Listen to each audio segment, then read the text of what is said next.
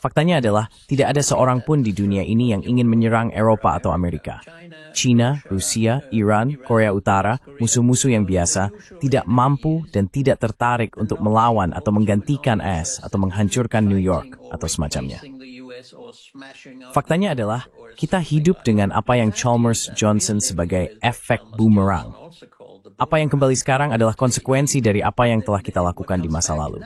Dan tentu saja, kebijakan bencana ini terkait Ukraina, yang seharusnya tidak pernah terjadi, juga karena rakyat tidak menginginkan keanggotaan NATO.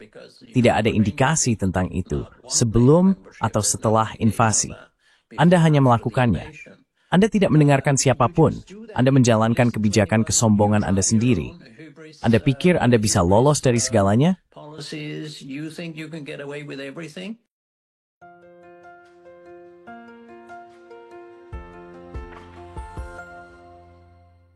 Hello everybody. This is Pascal from Neutrality Study. Halo semuanya, ini Pascal dari Studi Netralitas. Dan hari ini saya berbicara dengan dua rekan fantastis yang keduanya pernah tampil di saluran ini sebelumnya, tetapi belum bersama-sama. Saya bersama Dr. Jan Oberg dari Swedia dan Profesor David Gibbs dari Arizona State University di AS. Sementara Jan Oberg telah menghabiskan seumur hidupnya untuk penelitian perdamaian dan merupakan kritikus vokal terhadap militerisme. Profesor Gibbs, yang merupakan seorang sejarawan, sekarang sedang mengerjakan proyek baru yang dia sebut Senjata Menteri Udah Perang Permanen. Guns, butter, and the politics of permanent war. I thought that the two would probably be Saya pikir keduanya mungkin akan menjadi mitra percakapan yang hebat. Jadi disinilah kita untuk membahas topik ini. Bagaimana selalu tampaknya ada uang untuk perang, tetapi tidak untuk pengeluaran sosial. Isu yang sangat relevan, mengingat bahwa Uni Eropa baru saja mengumumkan lebih banyak pendanaan untuk senjata, mungkin dengan mengurangi pengeluaran sosial. Jan, David, selamat datang. Jan, David, welcome. Terima kasih. Maybe let me start with you, David. Membiarkan saya mulai dengan Anda, David. Anda akan memberitahu soal Yayasan Ars yang judul series sangat terkait yang Anda kerjakan. Senjata, mentega, dan politik perang permanen. Apa yang ada di pikiran Anda? Apa yang perlu dibahas? Dan apa yang dimaksud dengan mentega dan senjata? What's the butter and the guns going to be about? Nah, inti utama dari ini adalah bahwa dunia dan Amerika Serikat, saya adalah warga negara Amerika, jadi saya akan mulai dengan negara saya sendiri, tetapi juga dunia, memiliki kesempatan di akhir Perang Dingin untuk pada dasarnya menciptakan dunia yang demilitarisasi. Itu adalah pilihan yang nyata. Gorbachev telah mengusulkan gagasan perlucutan senjata nuklir bilateral yang sangat mungkin akan mengarah pada perlucutan senjata nuklir secara umum. Ada usulan bahwa di berakhirnya konflik adidaya, Dewan Keamanan PBB akan benar-benar diberdayakan sebagai penengah konflik internasional. Anda bisa berharap secara wajar akan ada pengurangan pengeluaran untuk aktivitas militer dan pengalihan itu ke pengeluaran sosial atau perlindungan lingkungan. Di Amerika Serikat, istilah yang kami gunakan adalah dividen perdamaian.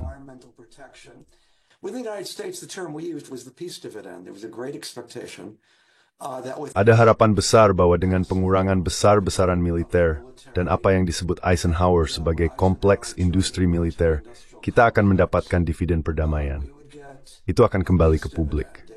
Ada berbagai variasi dari itu. Libertarian sayap kanan ingin mengurangi pajak, mengembalikannya kepada rakyat, seperti yang mereka suka katakan. Sementara orang-orang yang lebih ke kiri ingin meningkatkan pengeluaran untuk program sosial, perawatan kesehatan, dan sejenisnya. Namun, bagaimanapun juga, idenya adalah mengalihkan dana dari pengeluaran militer.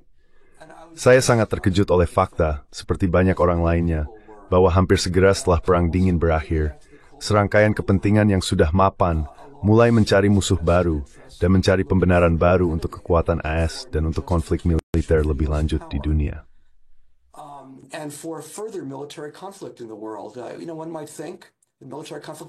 Anda tahu, seseorang mungkin berpikir bahwa konflik militer adalah hal yang buruk.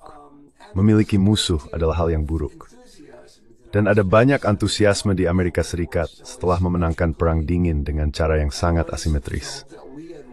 Dirasakan bahwa kita telah memenangkan perang, dan ada kesombongan dan keangkuhan tertentu yang terkait dengan itu. Sekali lagi, ada juga kecemasan tentang kepentingan yang diuntungkan dari Perang Dingin. Ia mengkelas kompleks industri militer. Mereka orang akademisi dan dunia akademis sangat diuntungkan. Ada sejumlah besar uang yang mengalir ke dunia akademis yang terkait dengan Perang Dingin.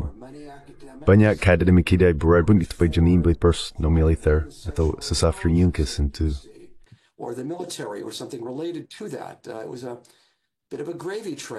Sebenarnya itu seperti kereta gravy, dan itu akan pergi. Jadi idenya adalah, selama sekitar 1 dekade, ada upaya untuk menemukan musuh baru, dan akhirnya kami menemukan musuh baru, dan disinilah kita dalam perang dengan salah satu musuh baru kita, Rusia.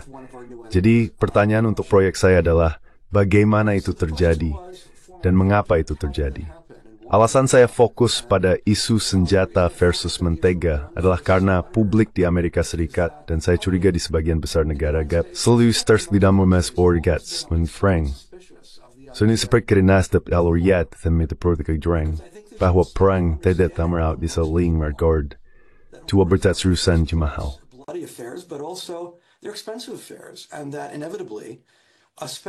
Dan itu tidak bisa dihindari. Pengeluaran untuk perang akan menurunkan standar hidup mereka. Dan itu benar bahkan di masa pertumbuhan selama tahun 50-an dan 60-an. Ada bukti bahwa pengeluaran untuk peralatan militer adalah cara yang kurang efisien untuk menciptakan lapangan kerja dan pertumbuhan ekonomi dibandingkan dengan pengeluaran untuk aktivitas non-militer. Dan sekarang, Anda pada dasarnya mendapatkan pertukaran langsung di Eropa dan Amerika Serikat antara senjata dan kesejahteraan. Semakin banyak kita menghabiskan untuk militer, seperti yang mereka usulkan di Eropa, semakin sedikit yang akan mereka miliki untuk negara kesejahteraan Eropa. Hal yang sama berlaku di Amerika Serikat. Dan jadi saya pikir selalu ada kecurigaan di antara orang-orang biasa bahwa perang buruk bagi mereka.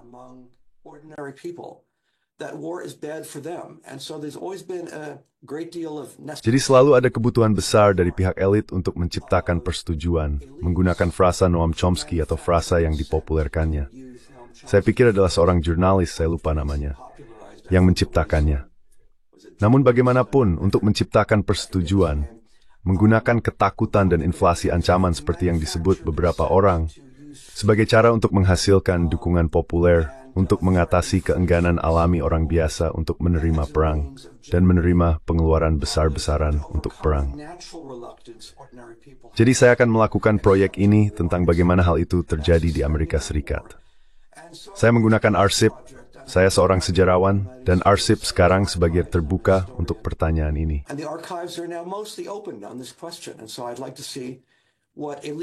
Jadi, saya ingin melihat apa yang dikatakan tokoh-tokoh elit secara pribadi, tidak hanya di depan umum, tentang apa kepentingan mereka, bagaimana mereka melihat kepentingan mereka, bagaimana mereka akan memanipulasi situasi untuk lebih memajukan kepentingan mereka, jenis ancaman apa yang akan mereka coba kembangkan, dan bagaimana mereka akan mencoba mengembangkannya. Dan akhirnya bagaimana meyakinkan publik untuk menerima hal-hal ini. Jadi itulah fokus proyek penelitian saya. Saya melihatnya sebagai sesuatu yang sangat kontemporer, karena sekarang kita berurusan dengan efek jangka panjang dari masalah-masalah tersebut yang telah berlangsung selama beberapa dekade, termasuk perang yang sangat nyata dengan Rusia, yang berulang kali mengancam untuk menggunakan senjata nuklir, serta proses jangka panjang remilitarisasi dan peningkatan pengeluaran militer, yang tampaknya sedang berlangsung saat ini.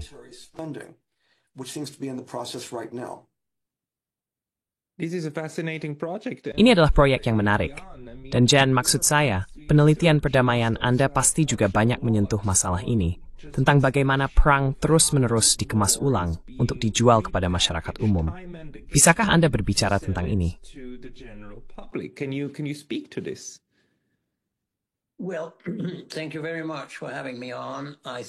Terima kasih banyak telah mengundang saya. Saya pikir ada sedikit perbedaan antara bagaimana orang Amerika memandang ini setelah Perang Dingin dan bagaimana kita memandangnya di Eropa. Karena Eropa selalu bergantung, dan NATO ada untuk memastikan bahwa AS tidak akan dirugikan jika terjadi perang. Namun, yayasan kami misalnya pada tahun 1990 menulis sebuah artikel panjang tentang persis seperti yang Anda katakan, peluang yang muncul dengan runtuhnya Uni Soviet dan Pakta Warsawa. Sebagai mahasiswa muda, ketika saya menulis disertasi saya pergi dan mewawancarai para perwira di NATO yang sangat baik dan sangat tulus. Dan mereka mengatakan dua hal kepada saya. And very sincere, and they said two things to me. We are here because we never want war again like the Second World War. Kami di sini karena kami tidak ingin perang lagi seperti Perang Dunia Kedua. Dan kami di sini karena Pakta Warsawa dan Uni Soviet mengancam kami. Dan kami harus memiliki keamanan terhadap itu. Jadi, hal yang logis adalah, yang juga kami tulis 35 tahun yang lalu, bahwa NATO seharusnya bubar karena alasan keberadaan NATO adalah keberadaan Uni Soviet dan Pakta Warsawa, yang tentu saja, sampai batas tertentu seperti hari ini, dianggap sebagai musuh secara eksklusif, secara psikologis, politik, dan militer. Pada satu filosofinya, jika kita memiliki keseimbangan satu sama lain, itu akan memiliki efek stabilisasi. Pakta Warsawa selalu memiliki maksimum 60% dari kapasitas NATO dalam hal pengeluaran militer.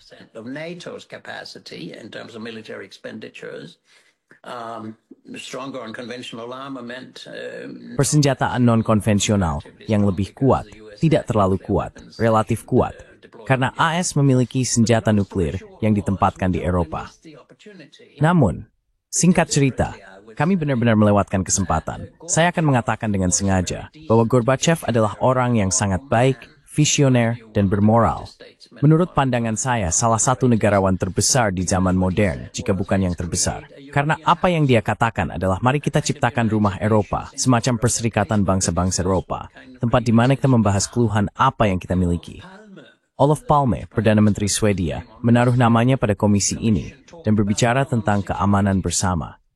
Sederhananya, Anda tidak bisa merasa aman sendiri jika pihak lain juga tidak aman bersama Anda.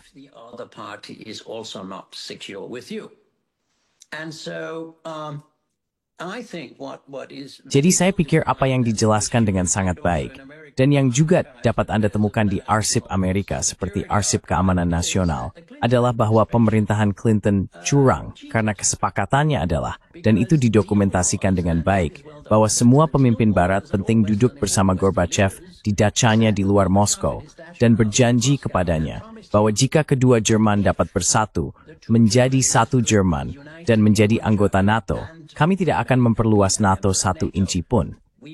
Nah, itu didokumentasikan dengan sangat baik. NATO berbohong tentang hal itu. Uni Eropa berbohong tentang hal itu karena mereka menggunakan beberapa hal lain. Anda tahu, Gorbachev mengatakan sesuatu dalam artikel atau wawancara lain.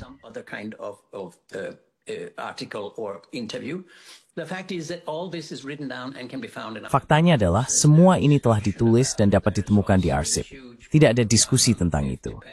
Ada juga buku besar setebal 50-90 halaman tentang seluruh hal ini, yang merupakan seorang ilmuwan politik, seorang mahasiswa muda yang menulis disertasinya di Berlin pada saat itu. Jadi, disitulah kami memutuskan bahwa kami, yang berarti AS dan NATO, memutuskan bahwa kami ingin menjadi nomor satu. Kami ingin mendominasi. Kami memanfaatkan fakta bahwa Rusia sedang terpuruk, dan memang sedang terpuruk. Maksud saya mengunjungi negara itu pada tahun 70-an dan 80-an. Dan menjelang akhir tidak ada apa-apa di Irak. Hari ini adalah ekonomi terbesar keempat di dunia, lebih besar dari Jepang.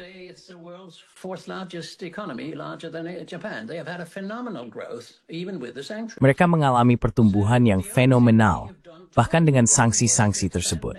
Jadi satu-satunya hal yang benar-benar salah yang kita lakukan adalah memperluas NATO untuk mendominasi dan melakukannya di bawah naungan Ibu Rusia. Dan yang tidak bisa Anda lakukan, Anda mungkin bisa melakukannya dengan Montenegro atau Kroasia atau semacamnya, tetapi Anda tidak bisa melakukannya dengan Ukraina. Semua orang mengatakan Anda tidak bisa memasukkan Ukraina ke dalamnya. Maksud saya, siapa yang tahu tentang masalah keamanan? Jadi kita berada di posisi kita hari ini karena kesombongan yang arogan dan kebijakan yang sangat tidak bijaksana tentang perluasan NATO. Dan kemudian melakukan itu, dan membuat warga Eropa membayar untuk ini. Karena semua militer ini dibayar oleh pembayar pajak. Saya ingin melihat perlawanan pajak. Anda tahu, orang-orang menolak membayar bagian dari pajak mereka yang digunakan untuk militer. Metin episode 119 dengan ideologi, kepoin, dan propaganda bahwa Rusia akan datang. Propaganda that the Russians are coming. I mean, well, at the moment I'm not sitting in. Maksud saya, saat ini, saya tidak berada di Swedia, tetapi di Swedia Selatan tempat saya tinggal, ada orang-orang terkemuka di militer Swedia yang dengan serius mengatakan bahwa kita tidak bisa mengesampingkan kemungkinan bahwa Putin akan mendarat di Swedia Selatan dan melakukan pendudukan parsial di Swedia. Maksud saya, kita sudah masuk ke wilayah Monty Python. Ini benar-benar konyol, dan tidak ada yang bertanya, di mana skenario untuk ini terjadi? Apa yang terjadi sebelum dia mendarat di pantai selatan Swedia? Dan jadi penipuan memalukan terhadap orang-orang dan pembayar pajak ini adalah sesuatu yang kita lihat hasilnya hari ini. Dan yang tidak pernah mereka pikirkan adalah bahwa Trump kan melakukan apa yang dia katakan akan dia lakukan. Dan sekarang, orang-orang bodoh di Eropa ini duduk di sana tanpa tahu harus berbuat apa. Karena AS akan pergi.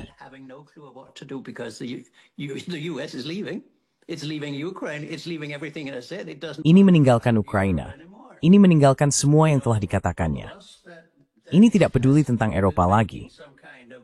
Kita tahu, kita semua bahwa ini ada hubungannya dengan membuat semacam motif. Kita telah mengakhiri dengan Rusia, sehingga Anda dapat mencurahkan energi Anda untuk melawan China di masa depan, yang juga akan sepenuhnya merugikan diri sendiri dan bencana bagi Barat. Tapi mereka tidak melihatnya seperti itu. Jadi, singkat cerita, kita adalah alasan mengapa kita berada dalam situasi yang Anda gambarkan yang akan ditangani oleh proyek Anda, menurut pandangan saya. Dan semua ini bisa dihindari jika kita malah mengulurkan tangan dan berkata, mari kita lakukan keamanan bersama. Mari kita lakukan resolusi konflik daripada militerisme dan lebih banyak persenjataan. Instead of militarism and more armament. But the question is, why did we... Tapi pertanyaannya adalah, mengapa kita tidak melakukannya? Maksud saya, bukan mengapa kita tidak melakukannya. Mengapa itu tidak terjadi? Karena asumsi yang ada adalah bahwa militerisasi didorong oleh persepsi ketakutan, setidaknya dalam hubungan internasional, bukan? Dan kemudian ada dilema keamanan dan sebagainya. Tapi begitu ketakutan ini hilang, asumsi kita adalah kita akan melakukan demilitarisasi. Tapi sekarang, ada studi yang sangat menarik, dan ini sangat penting, dari tahun 2019 oleh Sidi Takushi dan Monica Duffy Toft, yang memperkenalkan proyek intervensi militer baru, sebuah kumpulan data baru tentang intervensi militer AS dari tahun 1976 hingga 2019. Dan dalam kumpulan data itu, mereka memberikan maksud saya, Anda bisa melihatnya.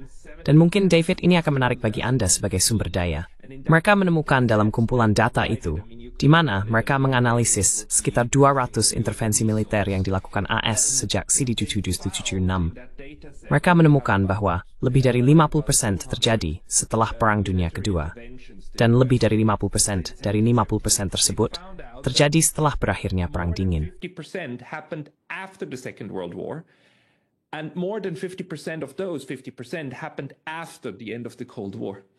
So the end of the Cold War did not lead to a reduction. Jadi, akhir Perang Dingin tidak menyebabkan pengurangan intervensi AS. Sebaliknya, justru meningkat.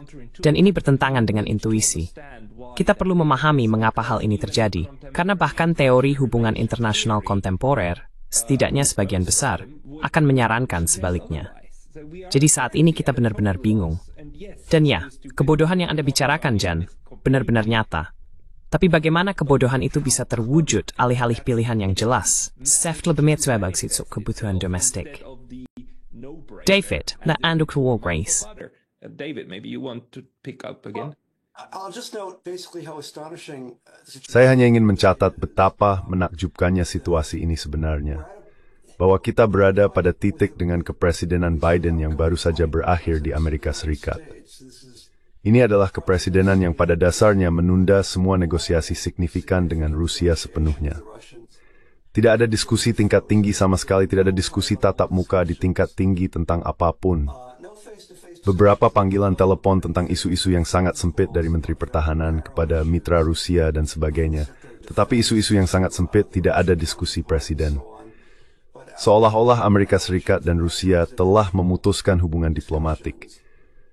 Saya katakan seolah-olah, karena kita masih memiliki kedutaan, tetapi mereka benar-benar beku, seolah-olah mereka tidak ada, atau hampir tidak ada. As if they didn't exist, or virtually didn't exist. This never happened in the Cold War. Ini tidak pernah terjadi selama Perang Dingin. Ini jauh melampaui apa yang terjadi selama Perang Dingin. Selama masa kepresidenan Reagan, yang saya ingat dengan baik tidak pernah seburuk ini. Jadi dalam beberapa hal, apa yang kita lihat di sini, sejujurnya secara historis bisa disebut sebagai kebijakan luar negeri yang ekstremis. Itu benar-benar satu-satunya kata untuk itu. Ini lebih ekstrem daripada apapun yang kita lihat sejak 1945. Kesediaan untuk mendekati ambang perang nuklir dan hampir menertawakan kemungkinan bahwa ini mungkin terjadi dan mengabaikannya. Pada tingkat yang sekali lagi belum pernah saya lihat sebelumnya dalam kebijakan luar negeri Amerika, dan saya melihat hal yang sama di Eropa. Orang Eropa hanya mengikuti Amerika seperti anjing setia atau semacamnya. Loyal dogs or something like that. Forgive the analogy, but it almost seems like that. Maaf atas analoginya, tetapi sepertinya memang begitu. Dan situasinya adalah juga hanya satu contoh. Pada tahun 1982, ada seorang gadis berusia 12 tahun yang menulis surat kepada Yuri Andropov, pemimpin Soviet saat itu. Dia diundang ke Uni Soviet. Dengan banyak sorotan, dia mengunjungi Uni Soviet. Karena dia adalah seorang anak, dia diperlakukan dengan sangat lembut di pers Amerika, dan dia tidak dicerca karena dia adalah seorang anak. Itu mendapat perhatian positif untuk sebagian besar. Tidak terpikirkan bahwa itu akan terjadi sekarang. Jika bahkan seorang anak pergi ke Rusia dalam keadaan ini, akan ada pencercaan langsung terhadap mereka sebagai agen Rusia. Jadi ini benar-benar semacam tingkat kebencian yang belum pernah terjadi sebelumnya.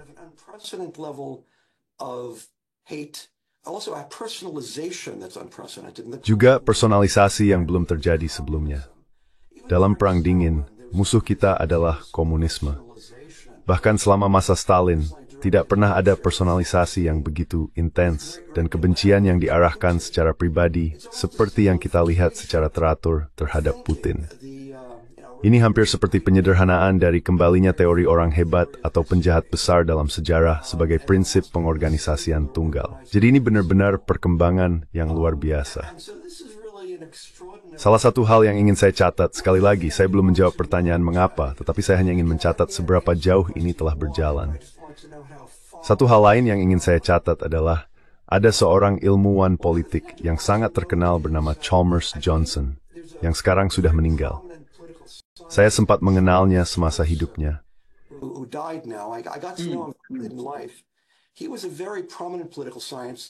Dia adalah seorang ilmuwan politik yang sangat terkenal dan sangat pro-militer sepanjang hidupnya. Dia adalah konsultan lama untuk CIA dan memiliki izin keamanan rahasia tertinggi. Dia adalah seorang profesor di Berkeley, tetapi dia sangat terintegrasi dengan elemen-elemen paling militeris dari lembaga kebijakan luar negeri. Dia dibenci oleh gerakan anti-perang Vietnam karena dia sangat pro-perang.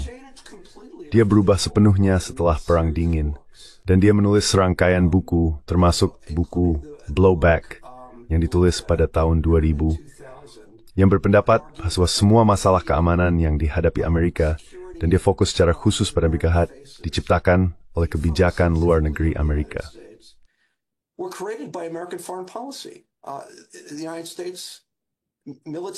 Militer Amerika Serikat, Departemen Luar Negeri, Dewan Keamanan Nasional, ini adalah mesin pembuat ketidakamanan. Begitulah dia mengatakannya. Dan pada dasarnya semua musuh yang kita hadapi adalah hasil dari tindakan Amerika di masa lalu. Itulah yang dia katakan. Dia menulis ini setahun sebelum serangan teroris 1911, tetapi itu sepenuhnya membenarkan semua yang dia katakan. Sebagai catatan, tepat setelah serangan teroris pada tahun 2001, saya mengorganisir sebuah panel di Asosiasi Ilmu Politik Amerika untuk membahas ide-idenya. Dia ada di sana, dan dia ditanya, apa yang membuat Anda mengubah pikiran? Mengapa Anda beralih dari citra yang sangat merayakan intervensi luar negeri Amerika ke yang sangat kritis?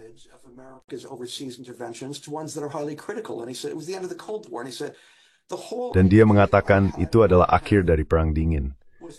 Dan dia mengatakan bahwa seluruh ide yang ada di kepalaku persis seperti yang disebutkan Jen, bahwa CIA dan pangkalan luar negeri serta armada di seluruh dunia, senjata nuklir ini adalah kejahatan yang diperlukan. Mereka adalah kejahatan, tetapi kejahatan yang diperlukan untuk melindungi dari ancaman Soviet. Dan asumsi yang terkait adalah bahwa jika ancaman Soviet pernah dihilangkan, hal-hal ini akan hilang begitu saja. Dan dia mengatakan bahwa dia terkejut dengan kenyataan bahwa ini terjadi. Uni Soviet dihapus dari peta, benar-benar dihapus dari peta, dan ada sangat sedikit perubahan dalam kebijakan luar negeri AS.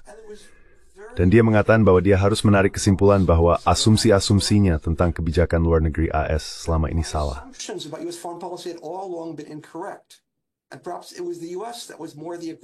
Dan mungkin Amerika Serikat yang lebih menjadi pihak agresor dalam Perang Dingin.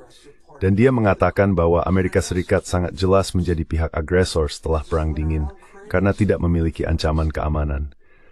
Amerika Serikat hanya berkeliling menciptakan ancaman keamanan. Dan pertanyaannya adalah mengapa? Dan jawabannya adalah kepentingan yang sudah tertanam. Ada serangkaian kepentingan yang sudah tertanam, yang dibangun di sekitar Perang Dingin. Dimulai dengan kompleks industri militer, tetapi meluas jauh lebih luas dari itu. Anda tahu, ada militer berseragam, akademisi, jurnalisme, lembaga pemikir, perusahaan besar yang bahkan tidak membuat senjata sangat diuntungkan dari kompleks industri militer, terutama yang memiliki investasi modal besar di luar negeri dan ingin melindunginya.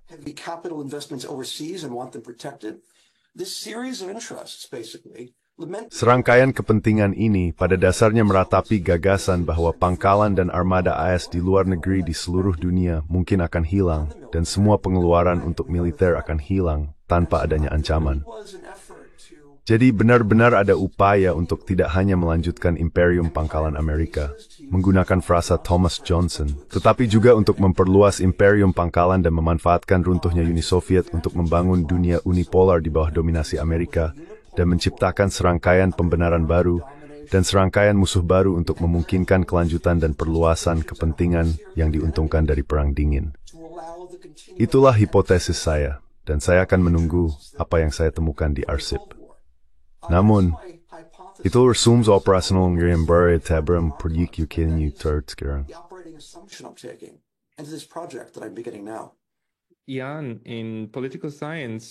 Jen, dalam ilmu politik, kita juga membahas, alih-alih menggunakan kata sejarah, kita kadang-kadang membuat istilah baru yang tidak masuk akal. Salah satunya adalah ketergantungan jalur. Ya, fakta sederhana bahwa Anda tidak memiliki momen tabula rasa, bukan? Anda memasuki yang baru dari apa yang sudah Anda miliki.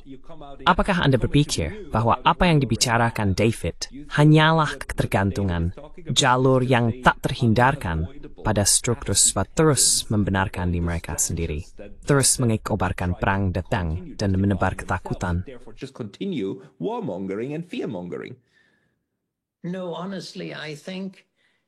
Tidak, sejujurnya, saya pikir kita punya pilihan. Kita bisa melakukan hal yang berbeda, tetapi ada alasan, motif, dan kekuatan pendorong yang mengarah ke arah di mana kita berada hari ini. Dan itulah tentu saja kesombongan. Kita sangat hebat, kita bisa melakukan apa saja. Kita bisa memecah Yugoslavia, kita bisa melakukan apapun yang kita inginkan karena tidak ada Uni Soviet lagi. Ada sedikit mekanisme pembatas pada hal-hal ini. Tapi kemudian, itu menjadi sepenuhnya. Lakukan apa yang kita suka. Lakukan Irak, lakukan Afghanistan, lakukan Suriah, lakukan apapun yang kita inginkan. Itu satu hal. Tapi saya pikir ada beberapa alasan yang sangat jelas, karena pertanyaan David adalah, mengapa itu terjadi? Salah satunya adalah apa yang saya sebut kompleks militer industri media akademik. Entah bagaimana saya memiliki versi yang lebih sederhana dari itu. Tapi ini adalah, seperti yang Anda katakan, lembaga think tank, Universitas Riset, yater tying titsam hall. You that are upper smelling a mothball. Experts who have no idea about peace, by the way. Secondly, the West is going down. And when Kedua, Barat sedang mengalami kemunduran. Dan ketika Anda merasakan itu pada semua indikator kekuatan, satu-satunya di mana Anda tak tertandingi adalah militer. Maka Anda melihat segalanya sebagai masalah militer.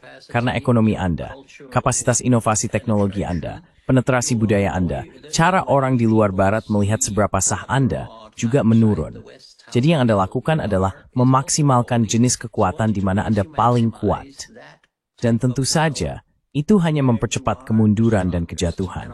Dan Amerika Serikat serta Barat sedang mengalami kemunduran dan kejatuhan. Ketiga, saya khawatir akan menyinggung beberapa orang, tetapi saya katakan bahwa Barat saat ini dipimpin oleh kakistokrasi.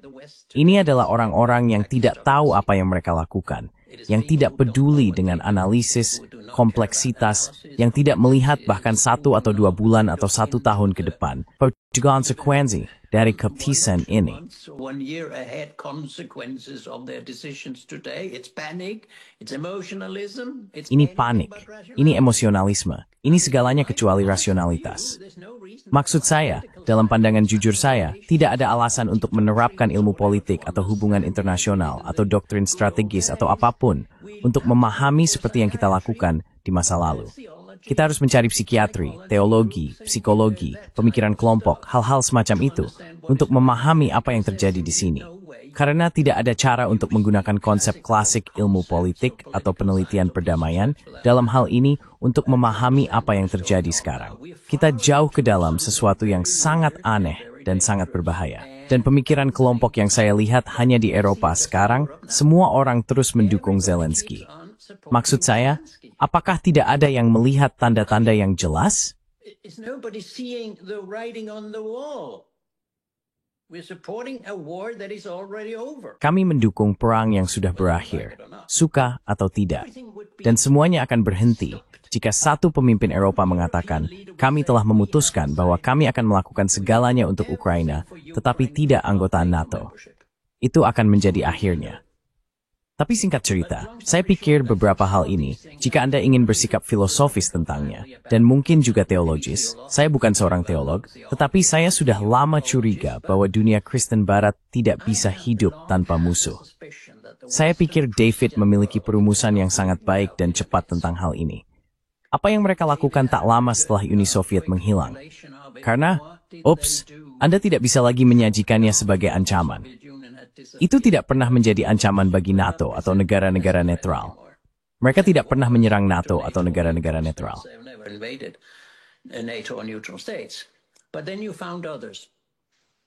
Tapi kemudian Anda menemukan yang lain. Anda menemukan Perang Kuwait. Anda menemukan Yugoslavia. Anda menemukan Milosevic adalah Hitler baru. Anda menemukan Mohammed Farah Aidit di Somalia. Anda menemukan dan bersikeras bahwa Saddam Hussein memiliki senjata nuklir. Anda tiba-tiba beralih dari menyebut Gaddafi sebagai Muammar Gaddafi, atau kepala negara, atau perwira, atau kolonel, atau apapun. Dia adalah diktator Gaddafi. Dan Anda bisa terus seperti itu. Saya ingat bagaimana Madeleine Albright berkeliling. Jelas, setiap Senin pagi mencoba mencari tahu siapa yang harus kita benci dan siapa yang harus kita lihat sebagai ancaman minggu ini. Dan kemudian Rusia kembali. Karena jika Anda memperluas NATO, Anda memprovokasi begitu banyak.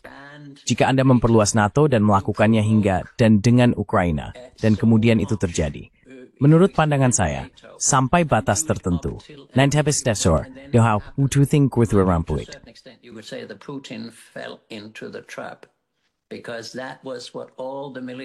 Karena itulah yang dibutuhkan oleh semua kompleks militer, industri, media akademik di dunia barat, untuk memberitahu mereka bahwa mereka akan datang besok. Kita bahkan tidak bisa membiarkan orkestra Rusia bermain. Kita tidak bisa memiliki lebih dari 5 orang di kedutaan. Kita tidak akan ada urusan dengan mereka. Kita membatalkan penerbangan. Kita membatalkan berita. Kita melakukan segala sesuatu yang bahkan tidak kita lakukan di Perang Dingin lama. Jadi sekarang kita memiliki musuh yang indah yang dibutuhkan oleh kompleks militer, industri, media akademik jika Anda adalah kakistokrasi. Anda tahu, kebodohan semacam ini bukanlah yang akan dilakukan oleh Willy Brandt, atau Bruno Kreisky, atau De Gaulle, atau Urho Kekkonen, atau Anker Jurgensen, atau Olof Palme, karena mereka adalah intelektual dan mereka memiliki pengalaman dalam peperangan. Orang-orang ini, jika Anda melihat Kai Kalas hari ini, in small puting let manis the worst. No matter your wish will remount intellectual. The level can't be lower intellectually. But we need an explanation of how this. Tapi kita perlu penjelasan tentang bagaimana ini terjadi sebagai fenomena sosiologis, bukan? Karena ini bukan karena ada dalang jahat di atas. Maksud saya, ada orang yang lebih berkuasa daripada yang lain. Tapi ini adalah sistem kan, di mana bagian-bagian yang berbeda saling terkait satu sama lain. Dan kita perlu penjelasan mengapa Anda akan masuk ke mode bunuh diri. Terutama di Eropa, tetapi juga di S. mengingat apa yang baru saja Anda katakan tentang pemerintahan Biden, mempertaruhkan perang nuklir tanpa alasan yang jelas di Masab, atau step support. In good times or coming out of good times, right? Whereas in the bad times when things Sedangkan pada masa-masa sulit, ketika situasi jauh lebih tegang dan ketika konflik ideologis berkecamuk, hal itu memunculkan lebih banyak realisme dalam upaya untuk benar-benar mencapai deeskalasi. David, apa pendapatmu? Karena juga seluruh teori perdamaian demokratis adalah bahwa demokrasi berusaha untuk perdamaian karena rakyatlah yang membayar harganya, bukan? Dan oleh karena itu, mereka menginginkan lebih banyak kesejahteraan dan lebih sedikit perang. Memifati, stes lan bo permichiring enggan, demav mohalan sebadiu. Desuav may be new, trust rhythm of to. reality, and I think your research will speak to that. Ultimately, I take a kind of economic. Pada akhirnya, saya mengambil pandangan ekonomi, semacam pandangan materialis. Saya memiliki latar belakang Marxis, jadi saya selalu melihat motivasi ekonomi untuk hal-hal ini. Motivasi ekonomi yang jelas di sini adalah serangkaian kepentingan yang diuntungkan dari Perang Dingin. Mereka tidak ingin kehilangan itu, seperti yang saya bahas. Dan jadi saya pikir itulah penyebab utamanya. Masalahnya adalah, untuk mempertahankan agenda ini, Anda memerlukan propaganda. Anda perlu menciptakan persetujuan, seperti yang saya catat. Dan masalahnya adalah, seiring waktu, elit cenderung mempercayai propaganda mereka sendiri dan terjebak olehnya, yang cenderung menghasilkan semacam kakistokrasi untuk menggunakan frasa Jan Oberg dan kebijakan yang merugikan diri sendiri yang kita dapatkan di sini. Anda harus menciptakan boogeyman besar dalam sejarah dunia bernama Vladimir Putin, yang terlibat dalam segala hal yang bisa dibayangkan. Vladimir Putin, who is involved in every imaginable thing in the United States, or anytime anything goes wrong. Di Amerika Serikat, setiap kali ada sesuatu yang salah, selalu pasti Putin yang melakukannya. Jika ada pembangkit listrik yang gagal di Vermont atau semacamnya, pasti ada bukti bahwa intelijen Rusia yang melakukannya. Secara harfiah kita telah melihat itu selama 8 tahun terakhir. Dan saya pikir, Anda tahu orang mulai mempercayai propaganda mereka sendiri. Dan ini sudah menjadi cukup gila. Stemming saya use reflektor posts where itu terter Donald Trump di negini. Sekitar Eropa, Jan bisa berbicara itu. Saya tentang itu Pascal. Jan can speak to that. You can speak to that, Pascal. But in the United States, my own country. Namun di Amerika Serikat, negara saya sendiri, pemilihan Donald Trump, menurut saya, benar-benar telah mengganggu pikiran orang dan membuat mereka tidak bisa berpikir jernih. Segera, penjelasan yang diberikan orang, daripada mengakui bahwa Partai Demokrat telah menjalankan kampanye yang sangat buruk dengan kandidat yang sangat buruk, dan telah kehilangan kontak dengan sebagian besar populasi, terutama orang-orang kelas pekerja, adalah dengan membuat teori konspirasi. Dan teori konspirasinya adalah Rusia yang melakukannya. Alasan kita miliki Donald Trump adalah karena Rusia menciptakan Donald Trump. Itu benar-benar penjelasannya. Created Donald Trump. It was literally the explanation. And they hammered away at that for years. Dan mereka terus-menerus membahas itu selama bertahun-tahun. Pers benar-benar terobsesi dengan isu itu. Benar-benar terobsesi. Orang-orang mempercayainya seperti agama, ada kualitas yang hampir religius terhadap hal ini. Saya pikir itu menambahkan elemen beracun ke dalam politik Amerika, yang juga mempengaruhi kebijakan luar negeri, yaitu bahwa Rusia begitu jahat sehingga menciptakan monster dalam politik Amerika bernama Donald Trump. Ngomong-ngomong, saya bukan penggemar Donald Trump. Jadi ini ingin pemilihan Trumpnya. Senior Dewan atas fakta penciptaan luar biasa dari momok ini, Donald Trump dengan momok jenius Putin, ada fantasi sebelah. Ya. Is an utter fantasy. But that's what we have, and that greatly intensified the hatred. Tapi itulah yang kita miliki, dan itu sangat memperkuat kebencian terhadap Rusia, dan menjadi kebencian yang intens dan personal oleh sebagian besar populasi Amerika. Kita telah melihat pergeseran dalam politik Amerika. Secara tradisional, Demokrat adalah partai yang agak kurang suka berperang. Mereka masih suka berperang, tetapi tidak sebanyak Partai Republik, dan tidak begitu antusias tentang pengeluaran militer, tentang hal-hal seperti Badan Intelijen Pusat, dan sebagainya. Sekarang itu terbalik, dan sekarang Demokrat jauh lebih menjadi partai yang suka berperang. Sebuah peristiwa yang terjadi tadi malam adalah Donald Trump memberikan pidato yang disebut State of the Union. Donald Trump gave what's called the State of the Union address. It's a big yearly address. Ini adalah pidato tahunan besar yang diberikan Presiden kepada Kongres, dan itu adalah acara yang sangat partisan. Partai Demokrat melakukan apa yang selalu mereka lakukan, yaitu menampilkan tokoh yang sedang naik daun di partai mereka untuk memberikan tanggapan terhadap pidato kenegaraan. Partai Demokrat memilih Elissa Slotkin, yang merupakan perwakilan dari Michigan, baru terpilih, yang telah menghabiskan kariernya di Badan Intelijen Pusat. Dalam pidatonya, thus mengumumkan betapa dia telah bekerja untuk CIA. Di tengah pidatonya, dia menyatakan bahwa dia sangat marah pada Trump karena menjual warisan Ronald Reagan dan betapa hebat Presiden Ronald Reagan. And what a great president Ronald Reagan was. And Ronald Reagan was so good at confronting the Russians. Dan Ronald Reagan sangat pandai dalam menghadapi Rusia, sesuatu yang konon tidak akan dilakukan oleh Trump. Dan itu sangat kuat mengimplikasikan dua hal. Pertama-tama, Demokrat sekarang adalah partai Ronald Reagan. Kedua, Demokrat adalah partai dari Badan Intelijen Pusat. Seseorang mendapat kesan bahwa perwakilan Slotkin bukanlah perwakilan dari Michigan. Dia adalah perwakilan dari CIA. Dan jadi kita memang memiliki situasi di mana semakin banyak Demokrat yang mengidentifikasi dengan Ronald Reagan dan orang-orang seperti keluarga Cheney, Liz, dan Richard Cheney.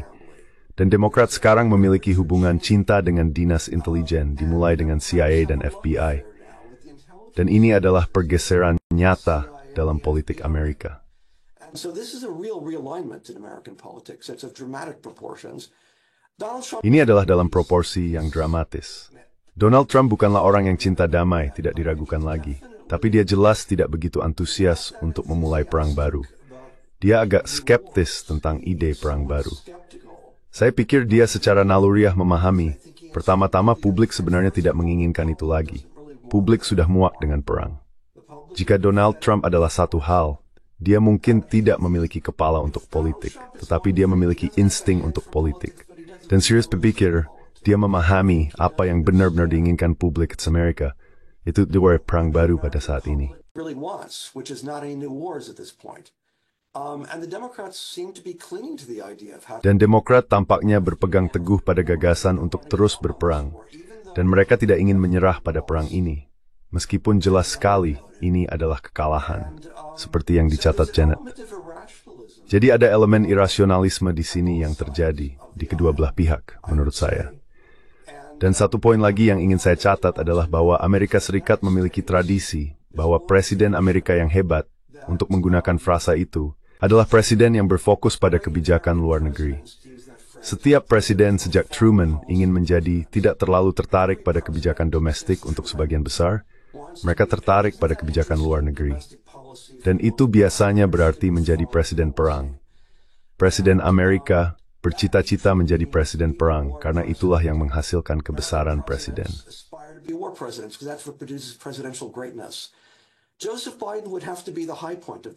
Joseph Biden harus menjadi titik tertinggi dari itu. Saya tidak ragu dia melihat dirinya, seperti yang Anda tahu, memulai perang dengan Rusia. Dan tidak diragukan lagi, dia memprovokasi perang ini dengan Rusia. Memulai perang dengan Rusia akan memungkinkannya menjadi presiden perang. Dia berharap untuk mengalahkan Rusia, untuk menjatuhkannya dari Liga sebagai kekuatan besar. Dia akan menegaskan kembali kebesaran Amerika selama beberapa dekade mendatang, dan dia akan tercatat dalam sejarah sebagai salah satu presiden Amerika yang hebat. Saya yakin begitulah cara dia melihat ini. Hasilnya adalah bencana. Maksud saya kenyataannya adalah, semua perang yang kita alami adalah bencana. Irak adalah bencana. Afghanistan adalah bencana.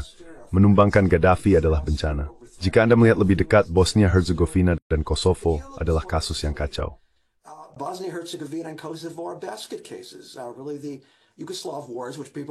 Sebenarnya, Perang Yugoslavia, yang dianggap sebagai keberhasilan oleh beberapa orang, juga merupakan bencana, meskipun orang-orang belum menyadarinya. Dan di atas segalanya, perang dengan Rusia akan menjadi bencana besar, meskipun tampaknya sedang berakhir sekarang. Dan benar-benar tidak ada kesan bahwa orang belajar dari kesalahan mereka. Sebaliknya, presiden demi presiden ingin terus memulai perang baru, membayangkan mereka akan lebih baik daripada perang sebelumnya. Namun pada akhirnya, saya pikir kuatlah akar penyebab adalah kepentingan pribadi dan kepentingan pribadi tersebut. Mereka yang memiliki kepentingan sial dalam perang dan militerisme, itulah sebenarnya akar masalahnya. Namun ini akhirnya menghasilkan suatu, dan kita sekarang melihat beberapa dampak dari kegilaan ini. And we're seeing some of the effects of this insanity now. Jan, I mean, we have had other moments. Jan, maksud saya, kita pernah mengalami momen lain ketika seluruh masyarakat menjadi sangat gila. Kita pernah memiliki Soviet yang mengalami momen ini dan membunuh jutaan rakyat mereka sendiri pada tahun 30-an dan 40-an, atau membiarkan jutaan orang mati. Kita juga pernah memiliki Tiongkok pada tahun 50-an dan 60-an yang kembali membunuh jutaan rakyat mereka sendiri dan menghancurkan sebagian besar warisan Tiongkok mereka sendiri. Ini adalah momen ketika negara-negara berbalik ke dalam dan menjadi merusak diri sendiri. Apakah Anda pikir kita saat ini berada dalam fase merusak diri sendiri di Barat, di mana penghancuran diri ini juga disertai dengan dasar-dasarnya mengundang penghancuran asing terhadap diri sendiri? Ya. Foreign destruction of the self. Well, I think that we have already touched upon it in a way that Ya, saya pikir kita sudah membahasnya dengan cara yang menunjukkan bahwa ini benar-benar merusak diri sendiri. Karena faktanya tidak ada orang di dunia ini yang ingin menyerang Eropa atau Amerika, yang mungkin Anda anggap aneh. Tetapi China, Rusia, Iran, Korea Utara, musuh-musuh yang biasa, tidak mampu dan tidak tertarik untuk melawan atau menggantikan AS atau menghancurkan New York atau semacamnya. Faktanya adalah, kita hidup dengan apa yang Chalmers Johnson sebut sebagai efek boomerang. Apa yang kembali sekarang adalah konsekuensi dari apa yang telah kita lakukan di masa lalu. Dan tentu saja, kebijakan yang bencana ini mengenai Ukraina, yang seharusnya tidak pernah terjadi, juga karena rakyat Ukraina tidak menginginkan keanggotaan NATO. Tidak ada indikasi tentang itu sebelum atau setelah invasi.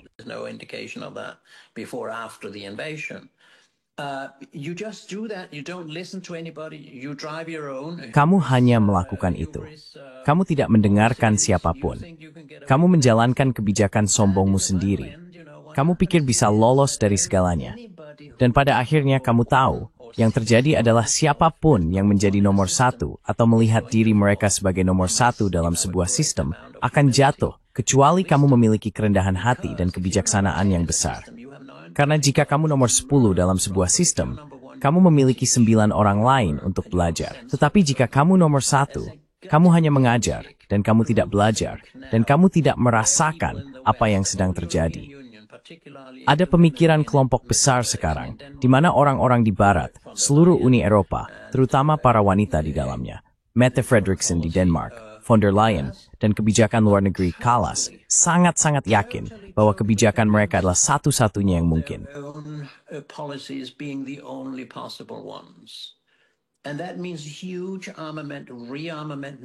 Dan itu berarti persenjataan besar, persenjataan ulang sekarang. Mari kita bicarakan tentang 800 miliar lebih di Eropa setelah semua peningkatan ini. Dan perlu diingat, tingkat intelektualitas ditunjukkan oleh semua orang yang berbicara serius tentang pengeluaran militer sebagai persentase dari produk nasional bruto. Maksud saya, ini menyimpang. Ini absurd. Yang biasanya Anda lakukan adalah analisis ancaman sipil dan militer yang kompleks dengan jangka waktu 20 tahun, atau berapapun untuk negara Anda. Kemudian Anda mengalokasikan. Anda mencari tahu ancaman mana yang bisa Anda tangani, mana yang tidak bisa Anda lakukan apa-apa, mana yang mungkin atau tidak terlalu mungkin. Kemudian Anda menyisihkan uang dan menemukannya dalam anggaran. Seluruh hal tentang pengeluaran militer sebagai 2-3%. Any mais wel bruto voor Riberhamon.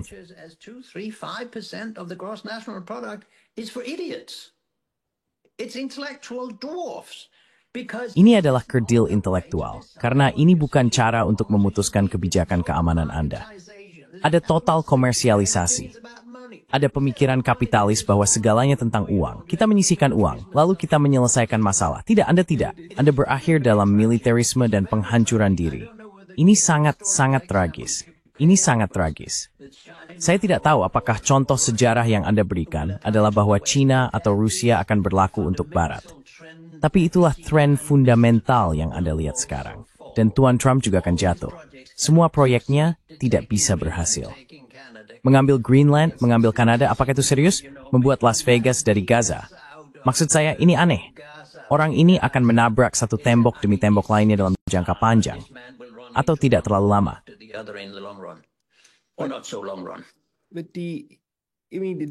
Tapi angka PDB, seperti pengeluaran militer sebagai persentase dari PDB, bahkan lebih bodoh, karena Anda bisa mencapai tujuan itu hanya dengan mengurangi setengah PDB Anda, bukan? Jika ekonomi Anda menurun dan pengeluaran militer Anda tetap sama, Anda sebenarnya akan mencapai angka-angka tersebut. Ini bodoh di banyak tingkatan. And Mario Risi Tepford Sparital. David, do you think that we will find... David, apakah menurutmu kamu akan menemukan jejak di arsip tentang bagaimana dorongan naratif ini terjadi? Kamu tahu, ini adalah ide baru, narasi utang terhadap PDB untuk pengeluaran militer. Dan kita pernah mengalami momen-momen seperti ini. Maksudku, kita sering membicarakan ini dalam hubungan internasional dan ilmu politik sebagai sekuritisasi, menjadikan segala sesuatu sebagai masalah keamanan, dan menjurus ide bahwa segala sesuatu adalah perang. Kurang lebih dimulai dari ide perang melawan narkoba, kemudian perang melawan teror. War on drugs, then war on terror. And everything is becoming a war, and we Dan segalanya menjadi perang. Dan kita secara mental menciptakan medan perang untuk segalanya. Bahkan COVID jelas dibingkai sebagai perang, bukan dengan para penolong garis depan dan sebagainya. Dan jika Anda memikirkannya, hukum internasional mencoba melakukan sebaliknya. Abad ke-19 untuk mencoba menciptakan perbedaan yang jelas. Perang, bukan perang, sipil dan kombatan, dan membersihkannya, serta membuat perang sekecil mungkin. Dan entah bagaimana, kita berhasil memperluasnya ke dalam segala hal. Oleh karena itu, segalanya, bahkan gangguan, kembali menjadi masalah peperangan. Apakah Anda berpikir kita perlu masuk ke dalam analisis kata-kata ini juga, dan bagaimana mereka menyimpang?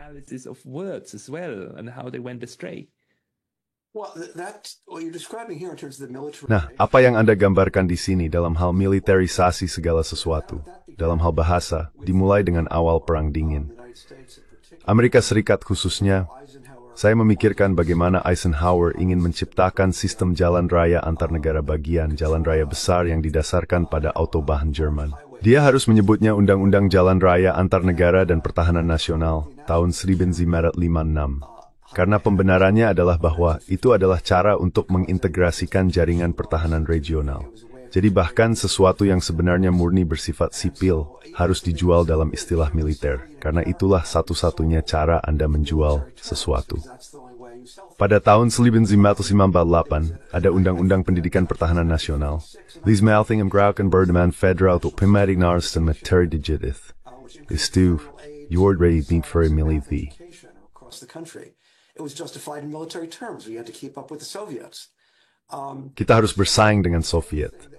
Jadi hampir semua yang dilakukan, seperti hak-hak sipil dan keputusan untuk menghapus segregasi, dirasakan dan secara terbuka dikatakan bahwa kita harus melakukan ini, sebagian karena Soviet mendapatkan nilai propaganda dari diskriminasi dan rasisme di Amerika, menindas orang-orang yang berkulit hitam. Semua itu pada dasarnya buruk bagi Amerika dari sudut pandang Perang Dingin. Jadi Perang Dingin digunakan untuk membenarkan segalanya, dan tidak mengherankan sama sekali bahwa ini terus berlanjut hingga periode pasca Perang Dingin.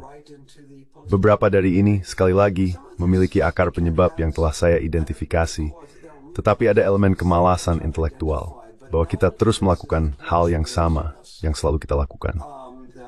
Salah satu contohnya, mengapa kita memilih Rusia sebagai musuh kita?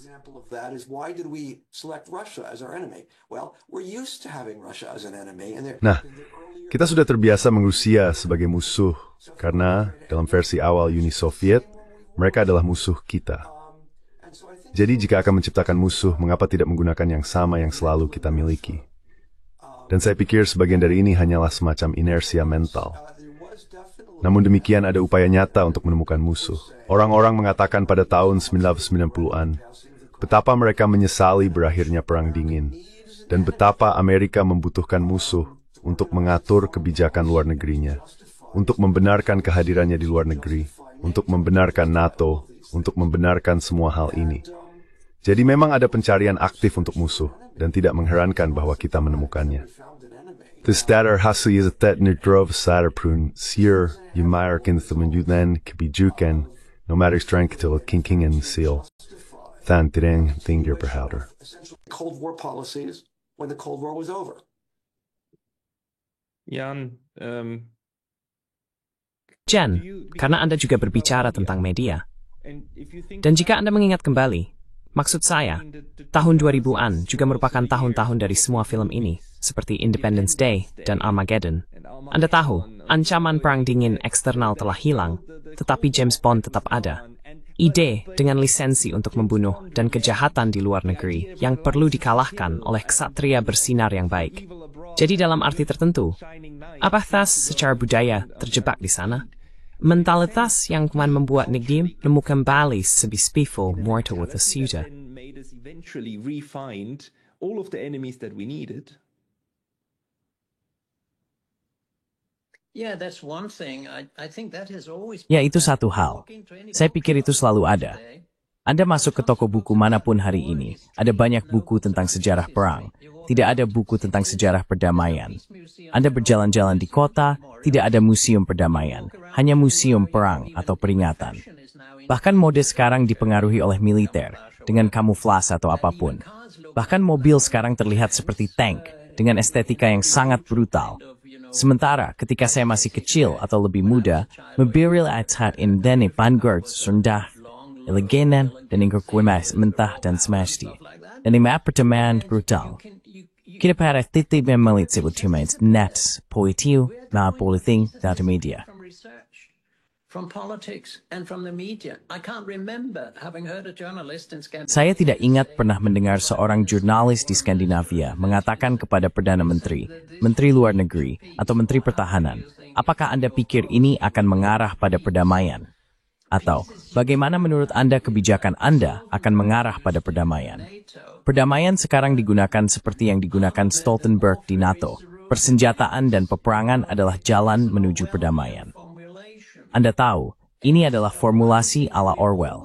Dan saya pikir kita selalu menjadi budaya militeris. Tidak ada yang baru dalam hal ini, kecuali dalam arti bahwa hal ini telah sangat diperkuat dalam beberapa tahun terakhir. Dan bahwa, seperti yang saya katakan, Barat Kristen tampaknya tidak bisa hidup tanpa musuh. Dan itu sangat tragis, Anda tahu. Para penganut Buddha dan Konfusianisme, Dalai, mereka bisa hidup dengan teman. Kita tidak bisa hidup dengan teman. With friends. We can't live with friends. We see everybody as potentially a danger. Kita melihat semua orang sebagai potensi bahaya, baik itu imigran, negara, ekonomi, atau teknologi baru, atau apapun yang dilihat dalam spektrum permusuhan daripada, oh, mari kita bekerja sama dan lihat apa yang bisa kita lakukan bersama. Dan penilaian saya adalah, Barat sudah selesai. Ini hanya seberapa buruk keadaannya, sebelum menyadari bahwa itu sudah selesai. Karena 88% umat manusia di dunia yang tidak termasuk Barat sudah melaju kencang dan mengatakan Barat adalah genosida, Barat adalah perang permanen, Barat adalah militerisme, Barat adalah Presiden Amerika yang gila. Mari kita lakukan sesuatu yang lebih serius. Dan itu sangat tragis. Saya tidak pernah anti-Barat. The Harritsener Mahink mensente kinyu, dan hartigt innower, and hati saya, rematlings fathrudinerik ninding. Pain in my heart how the West is destroying itself. But it wasn't always like that. I mean, especially in the United States. Tapi tidak selalu seperti itu. Maksud saya, terutama di Amerika Serikat. David, jika Anda membandingkan apa yang terjadi sekarang dan bagaimana Amerika Serikat menyadari seluruh bagian persenjataan, Anda tahu, kompleks industri militer. Jika Anda membandingkannya dengan 100 tahun yang lalu dan komitenya serta protes di Amerika Serikat, begitu jelas seberapa besar Amerika Serikat yang netral diuntungkan dari menjual senjata ke semua pihak dalam Perang Dunia Pertama, terutama pihak sekutu. Ini benar-benar mengejutkan psikis AS. Komitenya mengerjakan semua ini, dan kemudian menciptakan undang-undang netralitas di Amerika Serikat yang seharusnya menjaga AS agar tidak terlibat perang. Itu tidak berhasil. Itu berjalan dengan cara yang sama sekali berbeda. So, ibadah terjadi ketebalan AS dengan ditutup. Can you see a trajectory of the US like engaging with this? say that a major turning point. Katakan bahwa titik balik utama adalah kematian Franklin Delano Roosevelt. Dan menurut perkiraan saya, Roosevelt tidak berniat membawa Amerika Serikat ke dalam konflik dengan Soviet. Jelas, dia memang membawa Amerika Serikat ke dalam Perang Dunia II. Dia sangat ingin melakukan itu karena berbagai alasan, tetapi dia ingin itu menjadi peristiwa tunggal. Semua bukti yang saya lihat menunjukkan bahwa dia tidak berniat memulai perang dingin. Dan juga saya menarik bahwa dalam bangun Pentagon yang dia bangun tiba besar, dagar idarts di tempat lah militer setelah perang dunia here. Itu the step things before Truman, Harry Truman tentu saja menggantikannya. Harry Truman, of course, replaced him. We all know basically what happened after that. But kita semua pada dasarnya tahu apa yang terjadi setelah itu. Namun saya terutama teringat pada pidato yang sangat terkenal yang dia sampaikan pada tahun 1944, di mana dia secara rinci mengusulkan jaminan pekerjaan penuh, jaminan perawatan kesehatan, dan jaminan perumahan. Dia pada dasarnya berbicara secara cukup eksplisit tentang mengubah Amerika Serikat menjadi seperti apa yang Swedia menjadi pada masa kejayaannya, bisa dikatakan selama masa kejayaan demokrasi sosial. Itulah bahasa yang secara eksplisit dia gunakan dalam pidato tersebut. Menariknya, dalam pidato itu dan pidato lainnya yang serupa, dia tidak mengatakan apa-apa tentang membangun Amerika Serikat sebagai kekuatan militer dengan pangkalan di luar negeri. Tidak ada yang seperti itu. Namun dia membuat catatan nasionalistik yang menarik.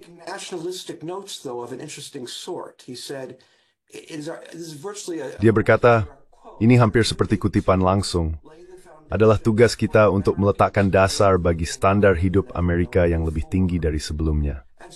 Dan itu menarik.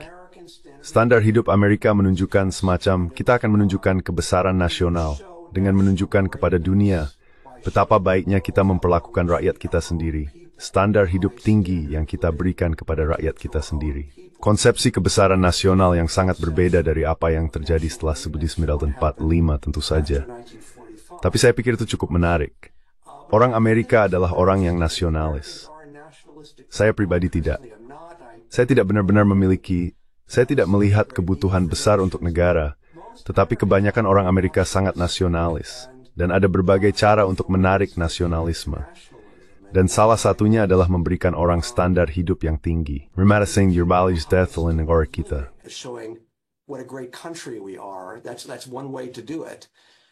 Itu salah satu cara untuk melakukannya.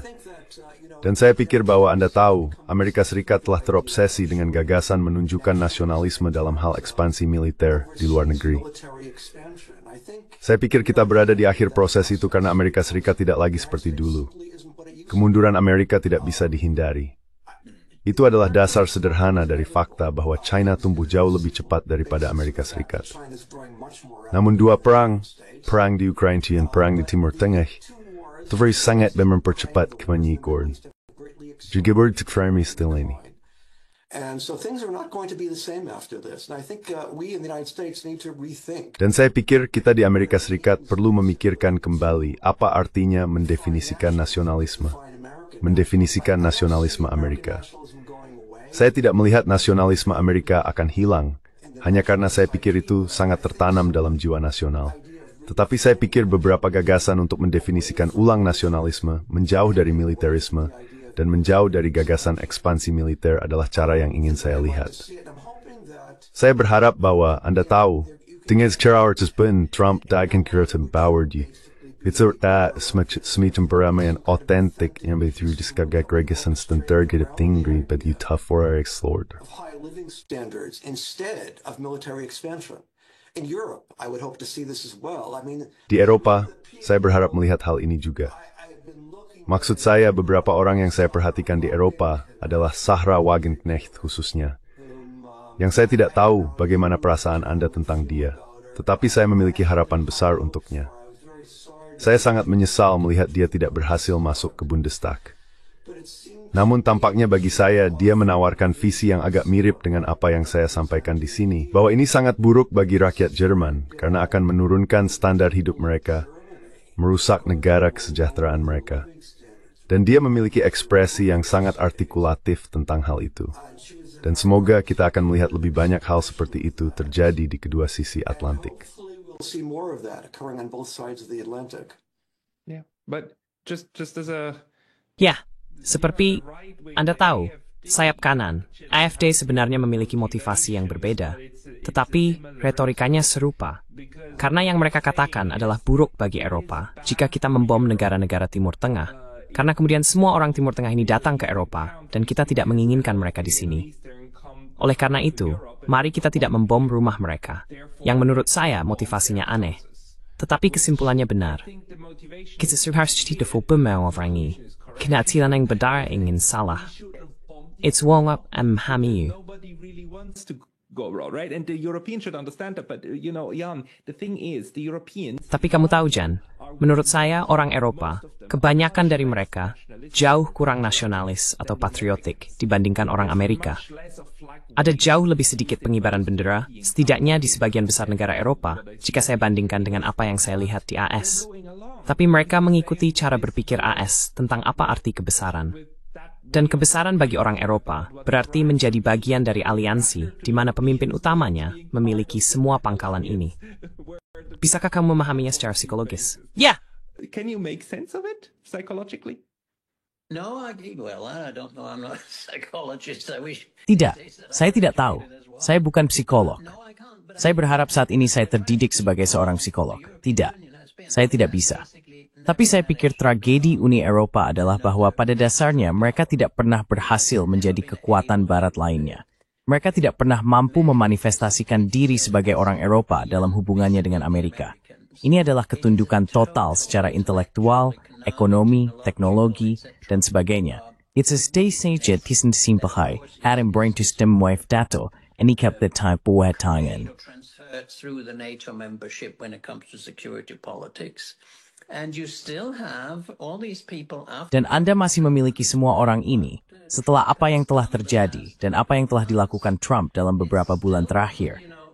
Masih saja Anda tahu, hingga pagi ini, Perdana Menteri Denmark, Mette Frederiksen, mengatakan bahwa AS masih merupakan sekutu terpenting kami. Dia tidak menyadari bahwa ini sudah berlalu, dan dia membicarakannya setelah Trump mengatakan bahwa dia menginginkan Greenland. Dia mengatakannya tadi malam juga, dan saya berikan mapa lange tinsel perform. Maksud saya di sini, reforms memiliki order presiden yang publikoi telah di Amerika abda. Kita memiliki ruin protesting. And his name is not Vladimir Putin. have a protest against it. And his name is Dit mij te vorm in profits. Zo'n alles kopen. En du een spet tragedie. Tragedy. That's a tragedy of Europe. They have all been 100%. Itu adalah tragedi bagi Eropa. Mereka semua telah 100% terlibat dengan Putin, dan mereka tidak melihat bahwa ancaman sekarang datang dari Barat, dari Amerika yang baru.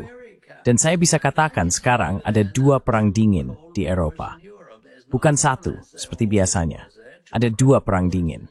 Eropa terancam karena tidak bisa memahami bahwa mereka harus berdiri dengan cara yang benar-benar berbeda di atas kaki mereka sendiri. Dan itu berarti kemandirian ekonomi dan tidak membuang-buang uang untuk perang dan mendukung Ukraina.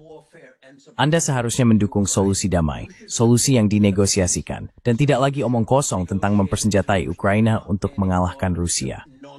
Disitulah para pemimpin Eropa masih berada, dan itu sangat berbahaya. Where the European leaders still are, and that's damn dangerous. maybe the last word going to David. Mungkin kata terakhir sebaiknya diserahkan kepada David, karena ini adalah proyek Anda.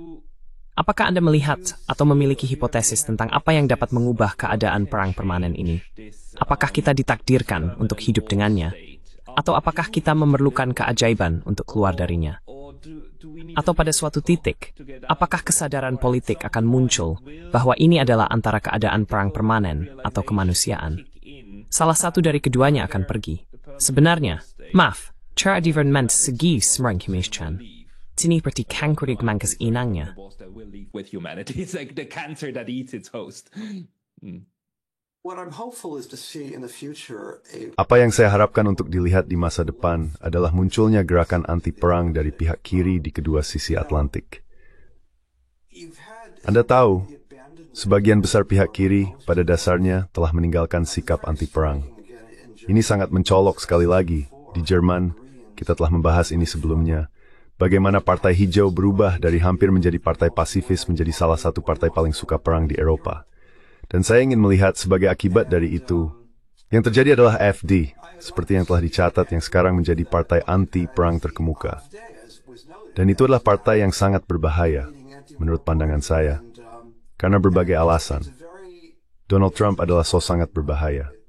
For all sorts of reasons, Donald Trump is a very dangerous figure. And the idea is that if anti-war is abandoned... Dan idenya adalah bahwa jika anti-perang ditinggalkan oleh pihak kiri, maka pihak kanan akan memobilisasinya. Juga, saya pikir ada elemen kelas pekerja. Thomas Piketty telah mencatat bahwa ini sangat jelas.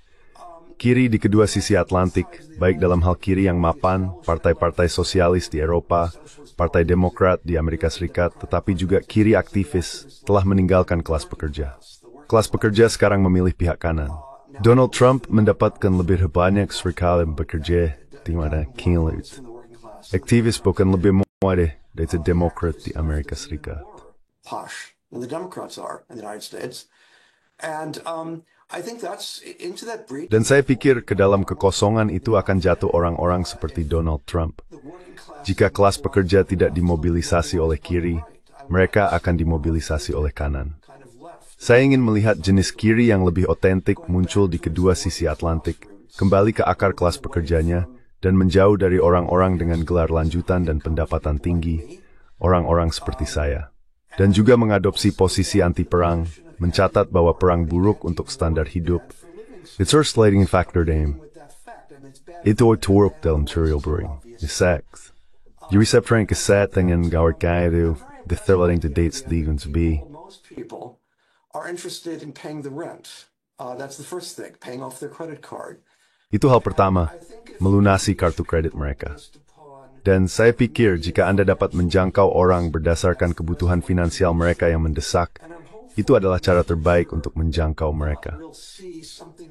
Saya berharap bahwa di masa depan kita akan melihat sesuatu seperti itu muncul, baik di Eropa maupun di Amerika Serikat, dan bahwa itu akan menyingkirkan partai seperti AfD dan gerakan seperti Make America Great Again, dan menghasilkan kiri anti-perang yang lebih substansial. Publik akan bergerak, dan publik yang akan bersikeras bahwa mereka ingin uang dihabiskan mentega, bukan senjata. Itu harapan saya. Jika ada jalan keluarnya, saya pikir itu satu-satunya cara yang bisa saya lihat. If there is a way out of it, I think that's the only way I can see. I like the final words. Saya suka kata-kata terakhirnya. Meskipun, Anda tahu, sekarang kita tahu kemana kita ingin pergi, dan kita memiliki ruang kosong besar tentang bagaimana mencapainya. Tetapi kita akan mengisi ruang kosong itu sedikit demi sedikit. Tuan-tuan, saya ingin mengucapkan terima kasih kepada Anda berdua atas waktu Anda hari ini. David Gibbs di AS dan Jan Oberg di Swedia.